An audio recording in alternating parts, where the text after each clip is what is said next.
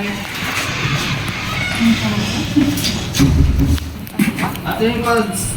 nyo po sa paglilinis, gamit yung squeegee. Next naman po na gagamitin is, pag-squeegee gamit itong feather duster. Ha? Ito pong feather duster nyo, ginagamit po siya sa mga appliances, furniture, sa mga pinang-importante, bintana o kupina ng bintana mismo. Yan po ba? For example, pinalinis po ang accessory dito sa appliances, ganito, TV, tapos baba lang po yan. 1, 2, and 3. Naintindihan? Next, pag dito naman center table, furnitures po yan, ganyan na po siya. Meron mga accessory po na pinapapunasan po sa inyo yung mga furnitures na kaya pag pinapapunasan sa inyo, punasan nyo naman po. Then, yung pinakahuli, huwag nyo kakalimutan yung cortina o bintana, tapos parang po yun ulit, 1, 2, and 3. Then, kabilang side naman po, 1, 2, and 3. Naintindihan po ba? After nyo po sa paglilinis, gamit yung feather duster, pabalik na ako nito sa linis.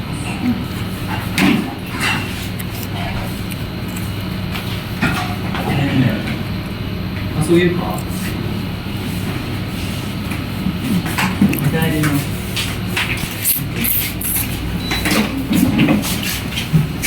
After nyo po maglinis, gamit yung feather duster, next po natin na gagawin is vacuum ha. Bali yung vacuumin nyo po, etong sofa nyo, yung mga unan mong sofa, tsaka pababa dito sa carpet ha. Gawin nyo po, di ba naka-cover kanina yung sofa natin? Yung kina-cover nyo po, tanggalin nyo po siya. Fold nyo po siya, make sure dapat naka-fold siya. Huwag nyo lang pong luputin, tapos ilagay sa gilid. Naintindihan? Then, yung tela, lagay nyo po dyan sa gilid.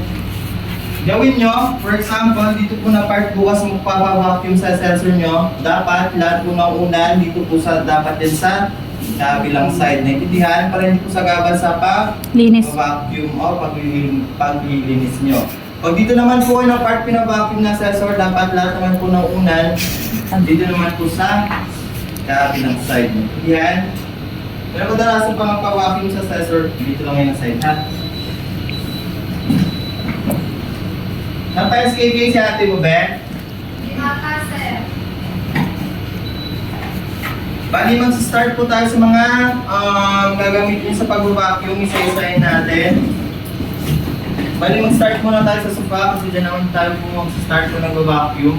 Bali, pa nag-vacuum po, ito po yung gagamitin sa pag-vacuum ng sofa ha. Pang sofa lang po siya, hindi na po siya ginagamit sa carpet. Naintindihan po? Magkaiba po yung ginagamit natin sa carpet, may kaiba naman po yung ginagamit natin sa sofa. Naintindihan po ba? And then next, ito yung maliit, ginagamit po siya sa mga gilid o sulok ng sofa na hindi po maabot niya. Naintindihan? I-demo po natin naman paano gagawin. And then, ito naman po yung malaki, ginagamit po siya sa pag-vacuum ng carpet niyo. Gaya sabi ko, pag pang-carpet, sa carpet lang po siya dapat ginagamit. Huwag na po itong gagamitin sa pag-vacuum ng sofa. Yan po ba? And then next, eto namang maliit na brush, tsaka dustpan. Before po kayo mag-vacuum dito sa carpet, kailangan nyo po muna mag-brush ng 3 beses. Malinis mo niyan mo madumi bukas yung carpet nyo, kailangan nyo po muna mag-brush siya. Yung main purpose po nito is pantanggal po ng mga visible na dumi.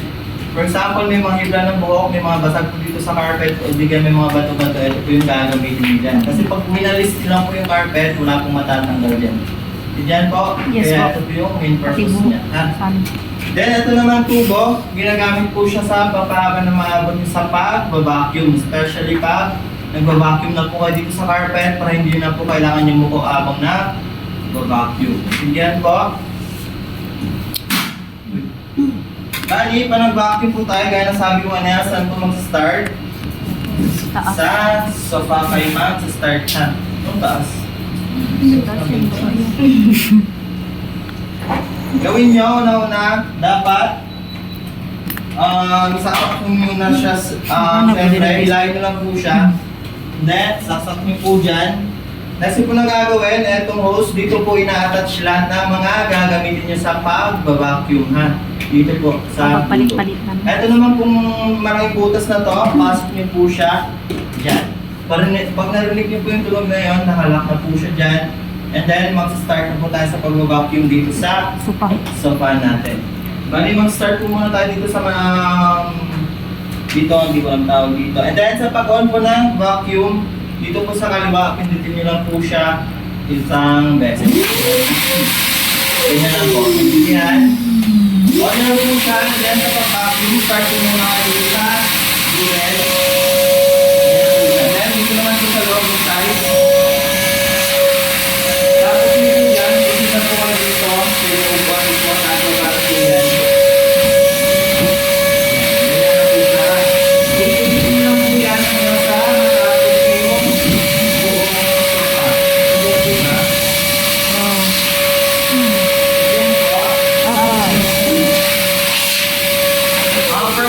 Pinavacuum po kayo ng accessor nyo na ulan, lapag nyo lang po siya dyan sa sofa. Dyan sa pang-vacuum, dyan lang po siya.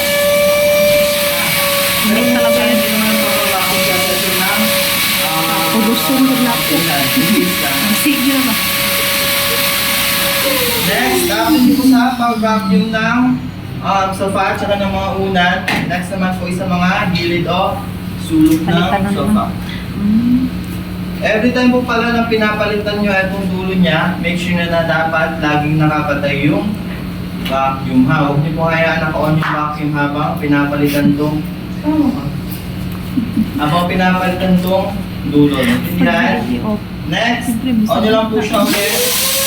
Then, vacuum po ulit.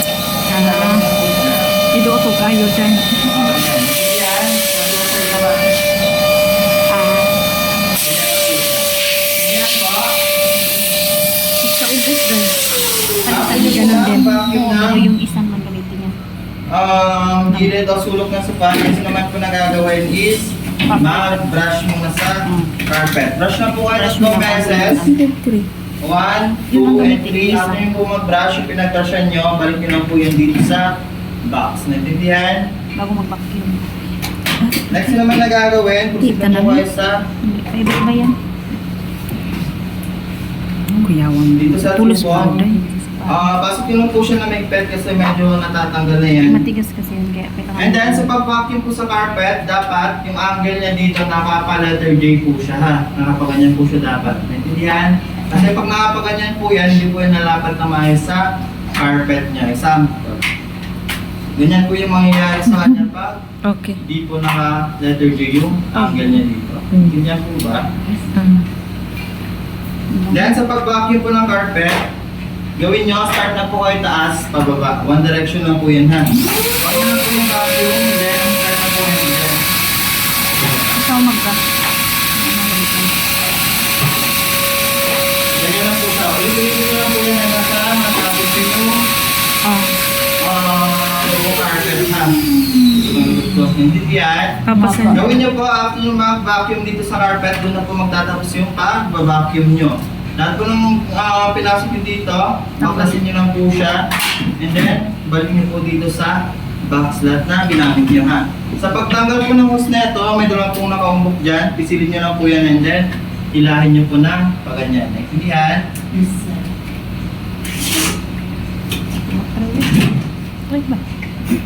Next, hugutin nyo po sa saksakan na itong vacuum nyo. Sa pagbalik po ng wiring niya, long press nyo lang po dito sa kanan na. Long press nyo lang po ng ganyan. Shit. Long press nyo lang po siya ng paganyan. Kumasik yan. Babalik yung wiring niya. Naintindihan? Hindi lang po siya doon.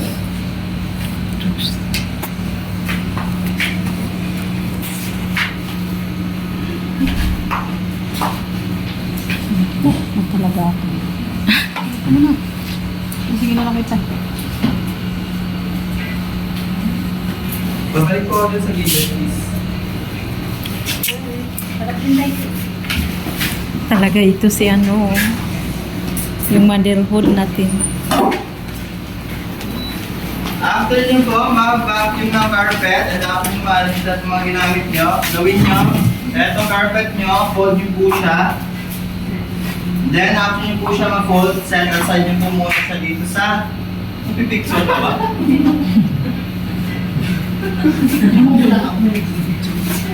Sige sir. After nyo po set aside yung carpet nyo, Next po na gagawin is pagwalis ng part na to. Sa pagwawalis po, optional lang po yan kahit hindi na po kayo magwalis, okay lang po yan ha.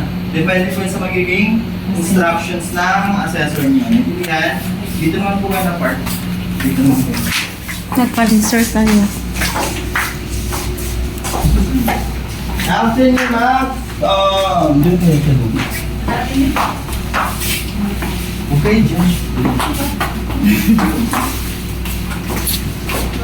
After nyo po i-fold yung carpet nyo, nasa po nang gagawin is floor polisher. Bukas pa nagpalinis po sa assessor nyo, yung isang box po ng tile na yan po yung lilinisan nyo. Naintindihan? Yung isang box na yan ha. So, depende sa magiging instructions ng mga assessor nyo bukas, pero kadalasan yung isang box na yan yung lilinisan nyo. Gawin nyo, saksak nyo po muna siya.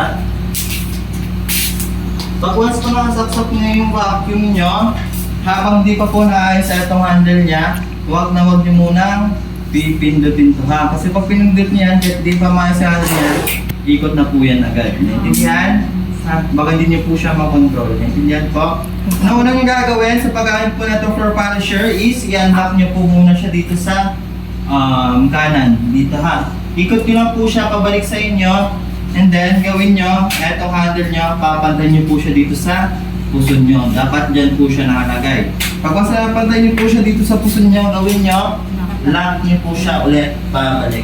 Sa pag-lock, make sure nyo po, itong lock ng floor polisher nyo, dapat nakalock po yan ng maayos ha. Kasi pag di po yan nakalock ng maayos, itong handle ng floor polisher nyo, tataas po yan tsaka bumaba, mas mahirapan po kayong gamitin o kontrolin yung floor polisher nyo mamaya. Intindihan?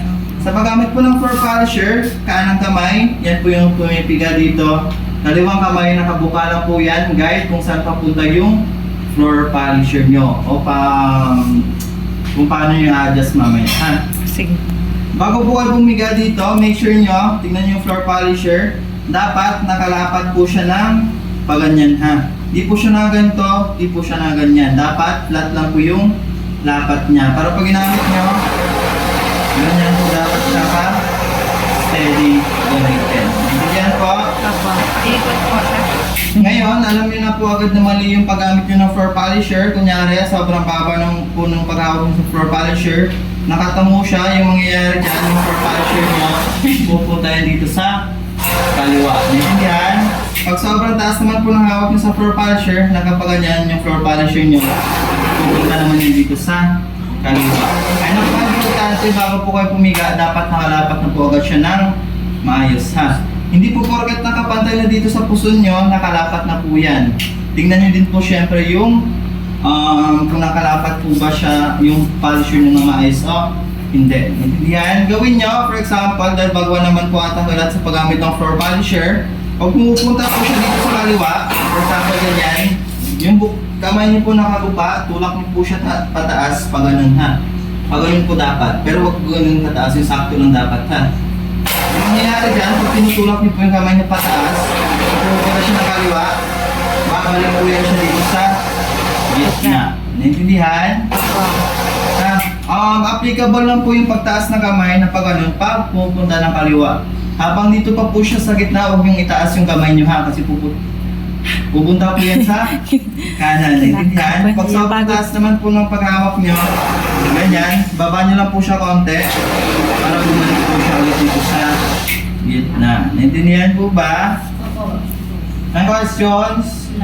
Isa-isa po kayo magta-try na ito ngayon ha. Naintindihan po? And then after po na ito, parang addict naman ito si Amarillo na ito. Katingin. One direction lang po ba? Depende, kahit ano lang, mas matapos yung isang box. Kasi medyo mahirap talaga siya gamitin pag bakon. Yan po. Ngayon po, isa-isa kayo magta-try na ito. Si Amarillo po yung kilala kita, ito yung lead. Yan po ba? Gawin nyo, after nyo po gamitin na itong floor polisher nyo, anak nyo lang po siya ulit dito. And then, balik nyo sa taas yung handle, lock nyo po siya ulit. Huwag na huwag nyo po ngayaan na naka-lay-lay yung handle niya. Intindihan? Sino muna? Amarillo. Tama na yan. Ito muna dito. Yan, gusto niya.